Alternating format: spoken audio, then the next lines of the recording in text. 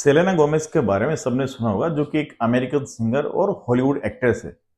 जब उनका करियर बिल्कुल पीक पर था, तब अचानक उनको डायग्नोस होता ल्यूपस। और ल्यूपस डायग्नोस होने के बाद में वो हॉलीवुड से ब्रेक लेती है।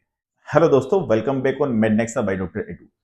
आज की वीडियो में हम बात करेंगे ल्यूपस, जो कि एक ऑटो इम्यून डिजीज है, और क्यों सेलेना गोमेज को हॉलीवुड से ब्रेक लेना पड़ गया। ल्यूपस, जिसका कि सबसे कॉमन टाइप है SLE, सिस्टेमिक ल्यूपस एरिथेमेटोसस।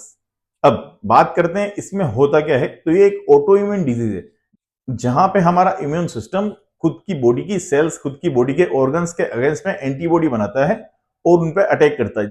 जिससे होता क्या है, ऑर्गन्स डैमेज होने लगते हैं। अब बात करते हैं ल्यूपस की वजह से क्या साइन सिम्टम्स आएंगे पेशेंट में। तो मरीज को फीवर रहेगा, उसको थकान होगी, उसके जॉइंट्स में इन्फ्लामेशन होगी। जॉइंट के साथ ही उसके बॉडी के और भी ऑर्गन्स, जैसे लंग्स हो गया, हार्ट हो गया, किडनीज हो गई, ब्रेन हो गया, स्किन हो गया, इनमें भी इन्फ्लामेशन होता है। और एक सबसे कॉमन साइन जो देखने को मिलता है, चेहरे के ऊपर तितली के आकार के रेशेस देखने को मिलेंगे, जिसको बटरफ्लाई रेशेस बोलते हैं। और ये एक यूनिक साइन है SLE या ल्यूपस का।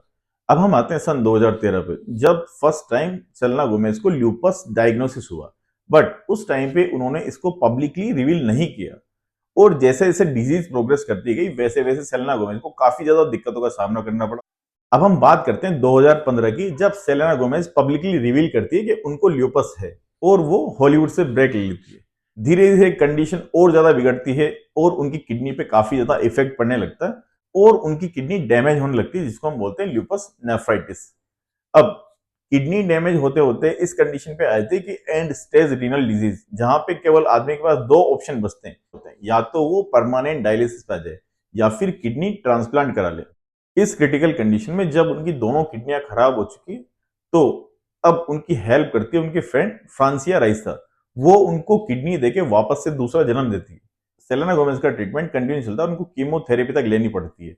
उनके जॉइंट्स में इन्फ्लामेशन के कारण इतना पेन होता है कि वो बोतल का ढक्कन खोलना तो दूर की बात है, पानी का ग्लास तक ढंग से पकड़ नहीं पाती थी।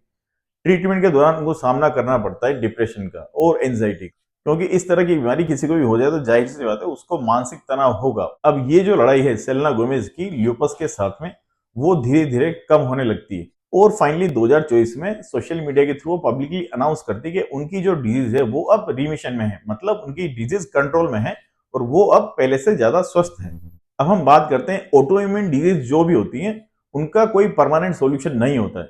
और हम अपनी लाइफस्टाइल को मॉडिफाई करें, डॉक्टर्स के परामर्श के साथ में मेडिसिन को कंटिन्यू लेते रहें, तो ऑटो इम्यून डिजीज की वजह से जो नुकसान होने वाला है शरीर को, वो कम से कम हो जाएगा।